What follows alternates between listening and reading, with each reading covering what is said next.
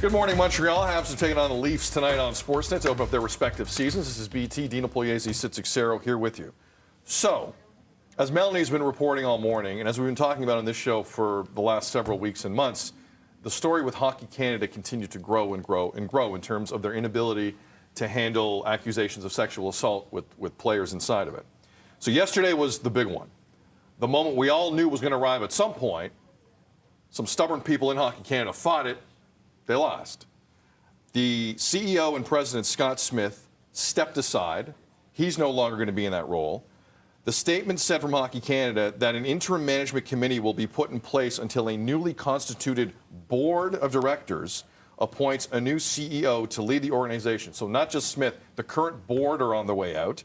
December 17th of this year is the date they have given for setting up an entire new face. Let's put it in plain terms here, of an organization that had been living the high-branded life in this country unopposed forever, and finally they had an answer for their BS, and they didn't know how to do it. All deservedly are gone. We're finally going to have a new board here. And yesterday, if you're keeping score of these things, all the sponsors that left, it was Bauer, who yesterday suspended their partnership with the men's program. That was the last sponsor. I don't know if that was the final straw. I don't think it was. Okay. But on the optics of it, say Bauer, who suits up everyone in the men's program. They're one of their biggest partners. In terms of hockey equipment, they're huge. They decided to step aside yesterday, and about an hour later, we heard that Scott Smith, the CEO, and the rest of the board are done. Your general thoughts here? Yeah, one of many, right? So we knew Nike, Tim Hortons, Canadian Tire, Esso, TELUS, and then as to your point, when you have that many corporate sponsors going, we're done, is that what it took? Or was it everybody just staying on them for once? Because you need cracks in that foundation in order to get fundamental change, which is finally happening. Long overdue. I didn't think it was going to happen. It almost feels surreal now that it's happening. Would you agree? There was a moment, I'm talking to people, and they were like, well, it was an inevitability. And I'm thinking to myself, not really. Boy, they were living in some ivory towers there, the CEO and the board of directors of Hockey Canada. As of a couple of weeks ago, even. The Prime Minister called them out 9 times, and they didn't move. Yeah. They went up to a standing committee on Canadian heritage in front of MPs. All bipartisan. Hockey Canada is the only thing that united the country. It's true. And people's disdain for what was going on. And they still didn't leave. Honestly, it got to the point where I was like, I don't think they're moving. Same. I don't think they're moving.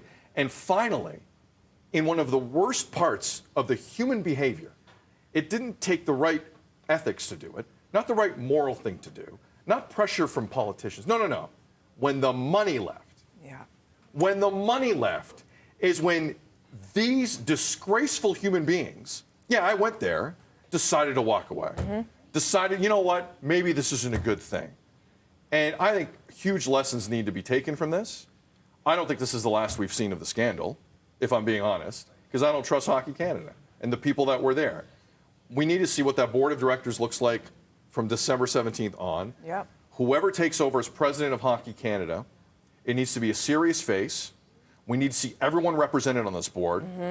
It was a joke how many old white men were in control of this. Yeah. We need to see it diverse. We need to see it across the board, and we need to see everyone respected and have their voice be heard. Men and women. Everyone. And that's the other thing. It needs to be rebuilt from the ground up with a whole new set of morals, because clearly something went very bad, very off track. And this actually brings a glimmer of hope back into the sport, which is desperately needed, because they saw their bank accounts draining. 100%. Whatever it took. Scott Smith's legacy as president to me, well, when everyone wanted him let go in Denmark in September at the World Women Hockey Championships, he decided he was putting gold medals around Canadian players next. Canadian women players who asked for change. It was one of those arrogant things I've ever seen in my life. He deserved to go, and I'm glad he's gone.